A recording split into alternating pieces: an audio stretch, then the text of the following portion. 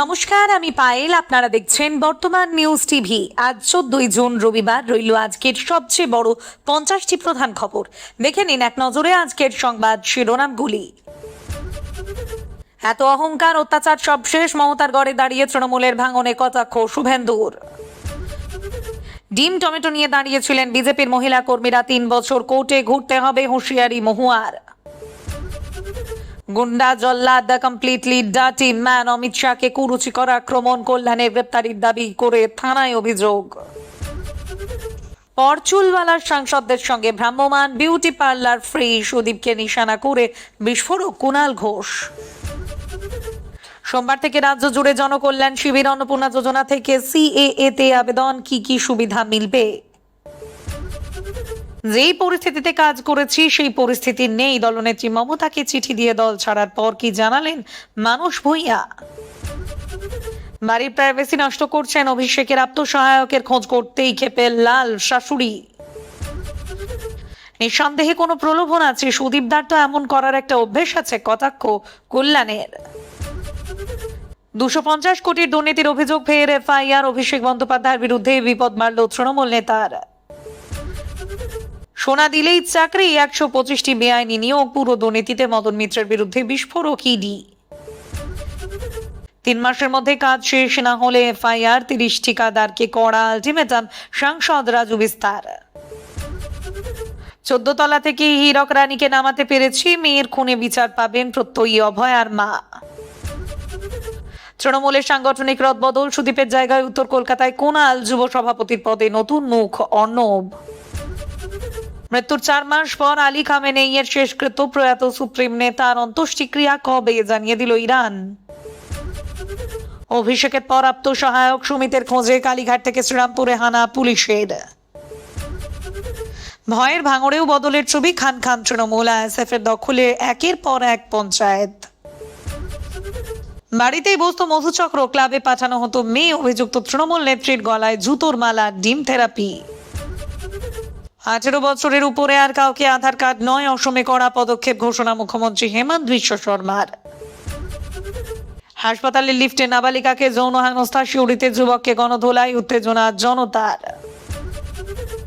অভিষেক আমার ছেলের মতো, ভুল করলে ক্ষমা করাই বাবার কর্তব্য, সুর নরম কল্যাণের। ভোটে লাল ঝান্ডায় লড়াই, শুভেন্দু সরকারে আস্থা রেখে তামান্নার মা বললেন এবার বিচার পাবো। কেজি থেকে স্নাতকোত্তর পর্যন্ত বিনামূল্যে শিক্ষা, বড় ঘোষণা ওড়িশার বিজেপি সরকারের। সরকারি কাজে বেনিয়োগ প্রকল্প থেকে বঞ্চিত, এবার এই পোর্টালেই জানানো যাবে অভিযোগ। যুব সমাজের পাশে বার্তা নিয়ে ভারত জোড়ো ধাঁচে, ফের দেশ জুড়ে বড় অভিযান রাহুলের। যত কাণ্ড, সৌদিতে লাগে ঝাড়াতেই বাংলাদেশে হুলস্থুল, দুপক্ষের সংঘর্ষে আহত 50। শাকে হুমকি দিয়ে আরো বিপাকে অভিষেক, শিলিগুড়িতে দায়ের নয়া মামলা। ভোটার তালিকা থেকে উধাও স্মৃতি ইরানির নাম, কেন বাদ পড়লেন রাহুলকে হারানো বিজেপি নেত্রী। রবিবার সকালে ফের বন্ধ বিদ্যাসাগর সেতু, 8 ঘন্টা চলবে না কোনো গাড়ি, বিকল্প রুট জানালো কলকাতা পুলিশ।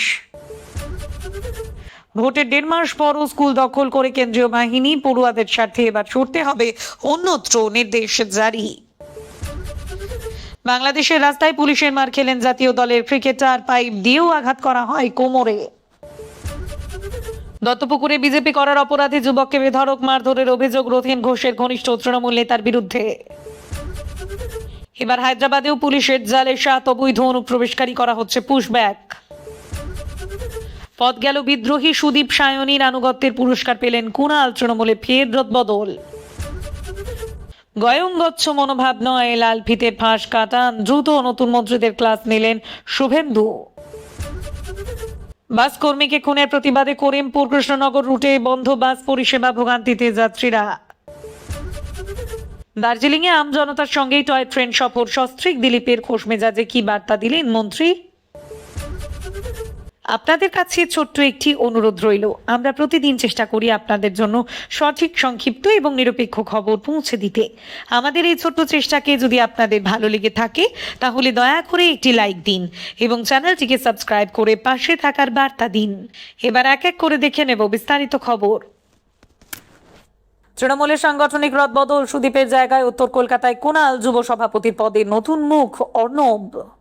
দলের কঠিন সময়ে আনুগত্যের নজির গড়ে শেষ পর্যন্ত পুরস্কৃত হলেন কুণাল ঘোষ। রাজনৈতিক সমীকরণে বড়সড় রদবদল ঘটিয়ে দীর্ঘদিনের উত্তর কলকাতার তৃণমূলের সভাপতি সুদীপ বন্দ্যোপাধ্যায়ের জায়গায় দলের রাশ তুলে দেওয়া হলো বেলেঘাটার বিধায়ক কুণালের হাতে। দলত্যাগী সাংসদদের প্রস্থানে যখন তৃণমূলের অন্দরে অস্থিরতা, তখনই এই নিয়োগকে নিশ্চিত পদক্ষেপ হিসেবেই দেখছেন রাজনৈতিক পর্যবেক্ষকরা। সাংসদ সুদীপ বন্দ্যোপাধ্যায় সাম্প্রতিক বিদ্রোহী অবস্থান প্রকাশ্যে আসতেই তড়িঘড়ি এই সিদ্ধান্ত নিয়েছে তৃণমূল শীর্ষ নেতৃত্ব। দলের দুর্দিনে মমতা বন্দ্যোপাধ্যায় পাশ থেকে যেভাবে কুণাল ঘোষ নিজের অবস্থান দৃঢ় রেখেছেন, এই দায়িত্ব তারই প্রতিফলন বলে মনে করা হচ্ছে। অভিজ্ঞ কুণালের কাঁধে উত্তর কলকাতার দায়িত্ব দিয়ে দলের সাংগঠনিক ভিত মজবুত করতে চাইছে ঘাসফুল শিবির। শুধুমাত্র জেলা সভাপতি নয়, সাংগঠনিক রদবদলের আঁচ এসে লেগেছে যুব মোর্চাতেও। তৃণমূল কংগ্রেসের যুব সভাপতি পদ থেকে সরিয়ে দেওয়া হলো সায়নী ঘোষকে। তার পরিবর্তে এই অত্যন্ত গুরুত্বপূর্ণ দায়িত্ব তুলে দেওয়া হলো অর্ণব বন্দ্যোপাধ্যায়ের হাতে। সায়নীকে সরিয়ে অর্ণবকে দায়িত্ব দেওয়ার মাধ্যমে তৃণমূলের যুব সংগঠনের রণকৌশলে বড় পরিবর্তন আনার ইঙ্গিত স্পষ্ট। বিধানসভা নির্বাচনের ফলাফল পরবর্তী পরিস্থিতিতে এবং দলের অন্দরে যখন ভাঙনের সুর শোনা যাচ্ছে, তখন তৃণমূলের এই রদবদল যথেষ্ট তাৎপর্যপূর্ণ। গাড়ি চেয়েছিলেন, মমতা দেননি। সুদীপের বিরোধী শিবিরে নাম লেখানোর পরে বিস্ফোরক কল্যাণ বন্দ্যোপাধ্যায়। মমতা বন্দ্যোপাধ্যায়ের হাত ছেড়ে এবার বিদ্রোহী শিবিরে নাম লেখালেন তৃণমূলের অন্যতম পুরনো এবং প্রবীণ নেতা সুদীপ বন্দ্যোপাধ্যায়। যে সুদীপ বন্দ্যোপাধ্যায় মমতার অন্যতম অনুগত নেতা হিসেবে পরিচিত ছিলেন, তিনি আজ দিল্লিতে গিয়ে বিজেপির নেতা ভূপেন্দ্র যাদবের সঙ্গে দেখা করেছেন। এই নিয়ে এবার মুখ খুললেন কল্যাণ। শ্রীরামপুরের তৃণমূল সাংসদ বলেন, বিরোধীরা না থাকলে কিছুই থাকবে না। এদের একটাই টার্গেট। সুদীপদা কিছুদিন আগে মমতা বন্দ্যোপাধ্যায়ের কাছে গাড়ি চেয়েছিলেন। মমতা বন্দ্যোপাধ্যায় বলেছিলেন, এখন দিতে পারবো না, কে যাচ্ছে কে আসছে আমাদের কিছু যায় আসে না। যারা এত তাড়াতাড়ি শিফট করছে তারা রাজনৈতিক ইতিহাসের কলঙ্ক। তৃণমূল কংগ্রেসের অন্দরে চলা টানাপোড়েনের মধ্যেই দলনেত্রী মমতা বন্দ্যোপাধ্যায়ের পাশে থাকার বার্তা দিলেন বর্ষিয়ান তৃণমূল নেতা কল্যাণ বন্দ্যোপাধ্যায়। একই সঙ্গে বিদ্রোহী সাংসদদের বিরুদ্ধে তীব্র আক্রমণ শানিয়েছেন তিনি। সংবাদ মাধ্যমকে দেওয়া সাক্ষাৎকারে কল্যাণ বন্দ্যোপাধ্যায় জানান, বর্তমান রাজনৈতিক পরিস্থিতি যাই হোক না কেন, তিনি মমতা বন্দ্যোপাধ্যায়ের সঙ্গেই থাকবেন। তার কথায় দলের প্রধান লক্ষ্য হওয়া উচিত বিজেপি নেতৃত্বাধীন ন্যাশনাল ডেমোক্রেটিক অ্যালায়েন্স এর বিরুদ্ধে রাজনৈতিক লড়াই জোরদার করা। দুদিন আগে দলের সর্বভারতীয় সাধারণ সম্পাদক অভিষেক বন্দ্যোপাধ্যায়কে কড়া ভাষায় আক্রমণ করলেও এবার সম্পর্কের বরফ গলানোর ইঙ্গিত দেন কল্যাণ। তিনি বলেন, আমি অভিষেককে ছোটবেলা থেকে বড় হতে দেখেছি। ও বলেছে আমি ওকে নিজের মতামত জানাতে পারি, তাই কোনো সমস্যা নেই। এখন আমাদের এনডিএর বিরুদ্ধে লড়াই করতে হবে। পাশাপাশি তিনি আরও বলেন, অভিষেক সন্তানের মতো, ভুল স্বীকার করলে সব মাফ। বৃহস্পতিবারই অভিষেক বন্দ্যোপাধ্যায়কে নিয়ে ক্ষোভ প্রকাশ করেছিলেন তৃণমূল সাংসদ তথা বিশিষ্ট আইনজীবী কল্যাণ বন্দ্যোপাধ্যায়। তিনি প্রকাশ্যে ক্ষোভ উগরে দিয়ে বলেন, যদি অভিষেককে নিয়ে দল চলে তবে আমি আর নেই। এবার সেই নিয়ে মুখ খুললেন তৃণমূলের সর্বভারতীয় সাধারণ সম্পাদক অভিষেক বন্দ্যোপাধ্যায়। বিজেপি সরকারের 1.5 মাস কাটতেই গোষ্ঠীদ্বন্দ্বে তপ্ত জামালপুর। মণ্ডল সভাপতিকে গ্রেপ্তারের দাবিতে থানা ঘেরাও। বাংলায় বিজেপি সরকার গঠনের 1.5 মাসের মধ্যেই দলের গোষ্ঠীদ্বন্দ্ব ঘিরে উত্তপ্ত হয়ে উঠল পূর্ব বর্ধমানের জামালপুর। শনিবার 2 বিজেপি কর্মীকে মারধর ও খুনের চেষ্টার অভিযোগে দলেরই এক মণ্ডল সভাপতির গ্রেপ্তারির দাবিতে থানার সামনে বিক্ষোভে সামিল হন বহু পুরুষ ও মহিলা। পরিস্থিতি নিয়ন্ত্রণে পুলিশকে হস্তক্ষেপ করতে হয়। দলীয় সূত্রে জানা গিয়েছে, জামালপুর 1 নম্বর মণ্ডল সভাপতি প্রধান চন্দ্র পাল এবং সহ সভাপতি সুশান্ত মণ্ডলের মধ্যে দীর্ঘদিনের দ্বন্দ্ব ও সম্প্রতি চরমে পৌঁছয়। অভিযোগ, একটি বালি খাদান থেকে অতিরিক্ত দামে বালি বিক্রির প্রতিবাদকে কেন্দ্র করে দুই গোষ্ঠীর মধ্যে সংঘাত তীব্র হয়। এরই মধ্যে সুশান্ত মণ্ডলের ঘনিষ্ঠ 2 বিজেপি কর্মীকে মারধর ও খুনের চেষ্টার অভিযোগ ওঠে। বিক্ষোভে উপস্থিত বিজেপি কর্মী অসীম বিশ্বাস দাবি করেন, বালি খাদানে অনিয়মের প্রতিবাদ করে তিনি তা বন্ধ করে দিয়েছিলেন। তার অভিযোগ, ওই খাদান থেকে কাটমানি তোলার স্বার্থে ক্ষুব্ধ হয়ে প্রধান চন্দ্র পাল তাকে বৈঠকের নামে ডেকে মারধর করান। ঘটনায় থানায় লিখিত অভিযোগও দায়ের করেছেন বলে জানান তিনি। অন্যদিকে নিজের 32 বিঘা গ্রামের 137 নম্বর বুথের সভাপতি দাবি করার সুধীর মণ্ডলের অভিযোগ, এক দরিদ্র পরিবারের জন্য সরকারি ত্রিপলের আবেদন করতে বিডিও অফিসে গেলে প্রধান চন্দ্র পাল ও এক যুবক তাকে মারধর করে। পরে তাকে একটি কার্যালয়ে নিয়ে গিয়েও নির্যাতন করা হয় বলে দাবি তার। এই অভিযোগের ভিত্তিতে প্রধান চন্দ্রপালের গ্রেপ্তার ও কঠোর শাস্তির দাবিতে সরব হন বিক্ষোভকারীরা। তবে বিজেপির কাটোয়ার সাংগঠনিক জেলা সভানেত্রী স্মৃতিকণা বাসু জানান, তিনি এখনও ঘটনার পূর্ণাঙ্গ তথ্য পাননি এবং খোঁজ নিয়ে বিষয়টি দেখবেন। অন্যদিকে সমস্ত অভিযোগ অস্বীকার করেছেন প্রধান চন্দ্রপাল। বিজেপি বিধায়ক অরুণ হালদার দাবি করেন, থানার সামনে বিক্ষোভে যারা অংশ নিয়েছেন তারা প্রকৃত বিজেপি কর্মী নন। ঘটনার প্রতিবাদে রবিবার পাল্টা মিছিলের ডাক দিয়েছেন প্রধান চন্দ্রপাল। ডিম টমেটো নিয়ে দাঁড়িয়েছিলেন বিজেপির মহিলা কর্মীরা। 3 বছর কোর্টে ঘুরতে হবে, হুঁশিয়ারি মহুয়ার। কৃষ্ণনগর আদালতে তৃণমূল সাংসদ মহুয়া মৈত্র আজ এই খবর ছড়িয়ে পড়তেই আদালত চত্বরে ডিম ও টমেটো নিয়ে বিক্ষোভ প্রদর্শন করতে হাজির হয়েছিলেন বিজেপি মহিলা কর্মীরা, কিন্তু শেষ পর্যন্ত সাংসদ বা তার আইনজীবী কেউই উপস্থিত হননি। এই ঘটনার পরে সোশ্যাল মিডিয়ায় এক ভিডিও বার্তার মাধ্যমে বিক্ষোভকারীদের চরম হুঁশিয়ারি দিলেন মহুয়া। সাংসদ তার বার্তায় সরাসরি বিজেপি কর্মীদের নিশানা করে বলেন, আপনাদের তো দাদারা পাঠিয়েছে, বলেছেন যান হিরোইন হবেন, ডিম টমেটো নিয়ে আক্ষেপ করুন। প্রসঙ্গত প্রাক্তন মন্ত্রী উজ্জ্বল বিশ্বাসের উপর ডিম হামলার ঘটনা উল্লেখ করে মহুয়া স্পষ্ট জানান তিনি অন্য ধাতুতে গড়া। তিনি বলেন, মহুয়া মৈত্র কিন্তু উজ্জ্বল বিশ্বাস নন, রাজনীতি আমিও করেছি, আপনারাও করছেন, সবারই গণতান্ত্রিক অধিকার আছে। বিক্ষোভকারীদের উদ্দেশ্যে মহুয়ার করা বার্তা, আপনারা যে ডিম টমেটো নিয়ে আক্ষেপ করছেন তা পরিষ্কার দেখা যাচ্ছে। এখন আমি কি করব? আমি এফআইআর করব, প্রয়োজনে নিম্ন আদালত থেকে সুপ্রিম কোর্ট পর্যন্ত লড়াই করব। মহুয়ার দাবি, যে কর্মীরা 2 মিনিটের জন্য হিরোইন হতে ডিম নিয়ে এসেছিলেন তাদের আগামী 3 বছর আদালতে হাজিরা দিতে হবে। সেই সময় বিজেপির কোনো নেতা তাদের বাঁচাতে আসবে না বলেও তিনি মন্তব্য করেন। বর্তমান রাজনৈতিক পরিস্থিতিতে রাজ্যের বিভিন্ন প্রান্তে তৃণমূল নেতাদের জনরোষ ও ডিম হামলার সম্মুখীন হতে হচ্ছে। এই আবহেই মহুয়া মৈত্র ঘোষণা করেছেন তিনি আগামী নির্বাচন পর্যন্ত নিজের লোকসভা এলাকায় সসম্মানে থাকবেন, তবে কেউ হেনস্থা করার চেষ্টা করলেই আইন মেনে তার যোগ্য জবাব দেওয়া হবে। মহুয়ার এই কড়া হুঁশিয়ারি রাজনৈতিক মহলে নতুন করে চর্চা শুরু করেছে। বাড়িতেই বসতো মধুচক্র, ক্লাবে পাঠানো হতো মেয়ে, অভিযুক্ত তৃণমূল নেত্রীর গলায় জুতোর মালা, ডিম থেরাপি। বাড়িতে বসতো মধুচক্রের আসর, ক্লাবে মেয়েদের পাঠানোর মতো নক্কারজনক অভিযোগও রয়েছে তার বিরুদ্ধে। এছাড়াও রয়েছে বিস্তর অভিযোগ। এবার তৃণমূলের ওই অভিযুক্ত নেত্রীর ওপর চলল ডিম থেরাপি। শুধু তাই নয়, গলায় জুতোর মালা পরিয়ে তাকে ঘোরানো হলো এলাকায়। চাঞ্চল্যকর ঘটনাটি ঘটেছে পূর্ব বর্ধমানের কাটোয়ার আকাইহাটে। অভিযুক্ত পঞ্চায়েত সমিতির সভাপতি তৃণমূল নেত্রী কণিকা বায়েন সরকার। ঘটনা নিয়ে তুমুল উত্তেজনা ছড়ায় গতকাল শুক্রবার রাতে। রাজ্যে পালাবদলের পর একাধিক তৃণমূল নেতা কর্মী গ্রেপ্তার। নেতাদের উদ্দেশ্য করে ডিম ছোড়া চলছে। এবার সেই ঘটনা ঘটল কাটোয়ায়। এবার জনরোষের শিকার পূর্ব বর্ধমান জেলার কাটোয়ার এক পঞ্চায়েত সমিতির সভাপতি তৃণমূল নেত্রী কণিকা বায়েন সরকার। কাটোয়ার আকাইহাট এলাকায় কণিকা বায়েন সরকারের বাড়িতে চড়াও হয়ে তুমুল বিক্ষোভ দেখান স্থানীয় মহিলারা। ছোড়া হয় ডিম, শুধু তাই নয়, ওই তৃণমূল নেত্রীর গলায় পরানো হয় জুতোর মালাও। গোটা ঘটনা ঘিরে শুক্রবার রাতে এলাকায় ব্যাপক উত্তেজনা শুরু হয়। জব কার্ড নিয়ে অনিয়ম, বিগত পঞ্চায়েত নির্বাচনে এলাকার বিরোধীদের উপর সন্ত্রাস চালানোর অভিযোগ রয়েছে কণিকার বিরুদ্ধে। পাশাপাশি তার বিরুদ্ধে বিস্ফোরক অভিযোগ তুলেছেন স্থানীয় মহিলারা। অভিযোগ, বাড়িতে মধুচক্র বসাতেন ওই নেত্রী। পাশাপাশি কণিকা বায়েন সরকার তৃণমূল নেতা দিগন্ত পাল, বাবুলাল শেখদের ক্লাবে মেয়েদের পাঠাতেন বলে অভিযোগ। রাজনৈতিক ক্ষমতা কাজে লাগিয়ে এইসব অসামাজিক কার্যকলাপ চালাতেন তিনি। এমনই সব অভিযোগ তুলে শুক্রবার রাতে কণিকা বায়েন সরকারের বাড়িতে চড়াও হন মহিলারা। ঘর থেকে তাকে বের করে জুতোর মালা পরানো হয়, ছোড়া হয় ডিম। খবর পেয়ে ঘটনাস্থলে যায় পুলিশ। ওই নেত্রীকে উদ্ধার করা হয়। স্থানীয় বাসিন্দারা পুলিশের কাছে অভিযোগ জানিয়েছেন। প্রশাসন অভিযোগ খতিয়ে দেখছে। কল্যাণীতে তৃণমূলের দলীয় অফিস থেকে উদ্ধার কন্ডোম, মদের বোতল, শব্দবাজি, ত্রাণ সামগ্রী।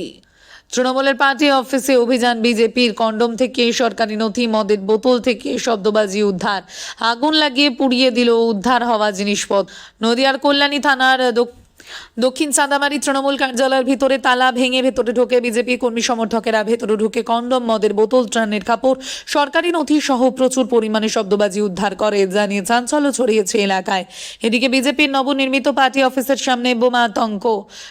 নদিয়ার কল্যাণী পুরসভার 5 নম্বর ওয়ার্ডের বয়েজ ক্লাবের মাঠের সামনে নবনির্মিত বিজেপি দলীয় অফিস তৈরি হচ্ছিল। সেই ক্লাবের সামনেই একটি কৌটোকে ঘিরে ছড়ায় বোমাতঙ্ক। খবর পেয়ে ঘটনাস্থলে পৌঁছয় কল্যাণী থানার পুলিশ ও কেন্দ্রীয় বাহিনী। বিজেপির দাবি, এলাকায় আতঙ্ক ছড়াতেই তাদের পার্টি অফিসের সামনে এই বোমাতঙ্ক ছড়ানো হয়েছে। ভোট পরবর্তী সময়ে রাজ্যের বিভিন্ন প্রান্তে একের পর এক ত্রাণ সামগ্রী উদ্ধারের ঘটনা সামনে আসছে। কোথাও ত্রিপল, কোথাও বা রিলিফের জামা কাপড় ও অন্যান্য সামগ্রী উদ্ধার হওয়ায় রাজনৈতিক মহলে শুরু হয়েছে জোর চর্চা।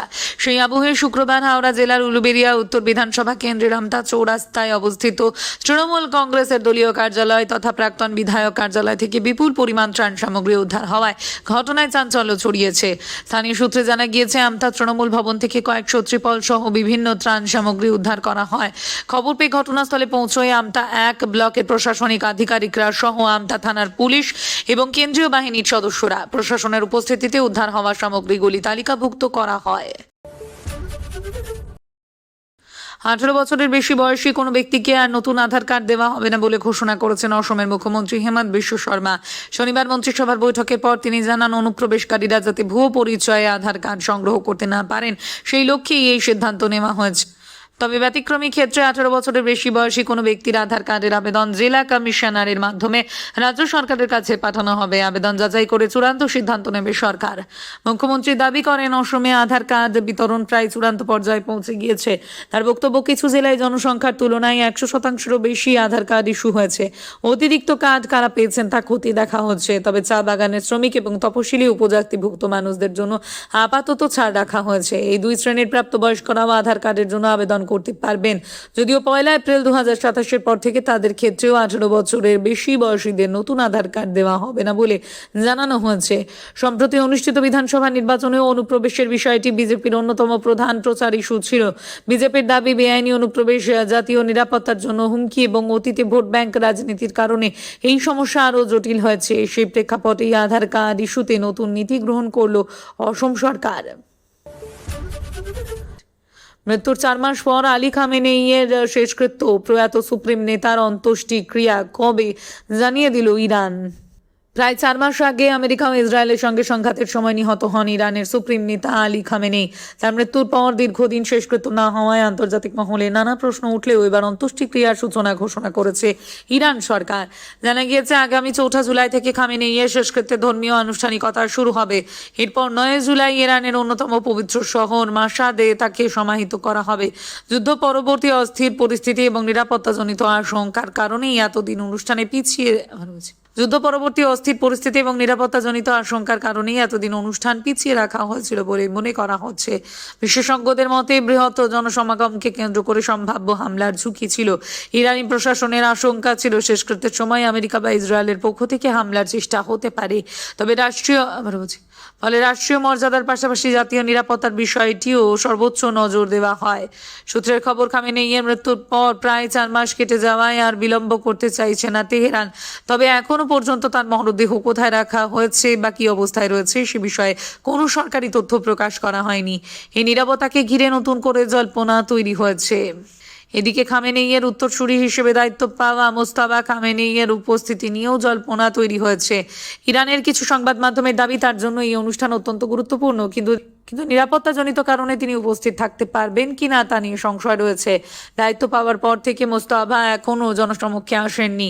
বিভিন্ন প্রতিবেদনে দাবি করা হচ্ছে, গত 28 ফেব্রুয়ারি মার্কিন ইসরায়েলি হামলায় গুরুতর আহত হন মোস্তাবা খামেনেই।